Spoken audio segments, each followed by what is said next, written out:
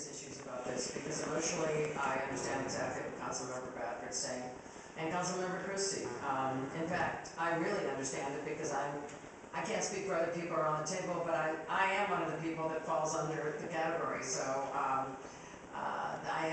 I am a senior, and I'm widowed, and I understand some of the things that people do face, certainly not at the level, in some cases, that Councilmember Bradford is talking about. When you propose something that would cost the city $26.7 million and pull it back to $3.8 million, then it sounds so much more reasonable. I understand that. I understand how emotionally how you can put those numbers out there and you say, well, $3.8 million is certainly more palatable than 26.7. But my issue is, where are we going to take it from? That's my concern. And my concern is, you know, we're talking about, for example, 6 new fire classes, cadet classes, 2 of which are the accelerated ones. But a cadet class is about 1.3 million in a fire class. 1.3 million. Do we take it from that? Do we say that we shouldn't have 2 fire cadet classes or 3 cadet classes when we know how much we rely on our fire department now? And somewhere between $39 a year and $56 a year, I understand for fixed income it can still have a dramatic effect.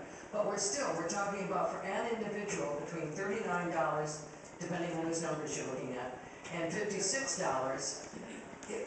If it comes to something like medication, there are clearly, having worked in the nonprofit field, I know that there are places we can turn to for people who may not be able to pay for their medications because they're having to pay somewhere between $39 and $56 for their taxation number. The question is the cumulative number, and the cumulative number at that rate is $3.8 million. And $3.8 million is a big chunk of change. I haven't been satisfied as to where do we take that out of. We throw it up against libraries, but throw it up against a fire class.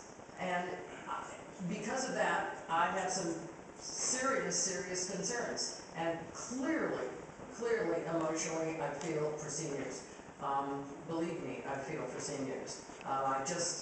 The reality has to be that we have to be conservative about where these numbers are coming from. And I haven't heard any suggestions about where you pull $3.8 million out of that doesn't have other dramatic effects.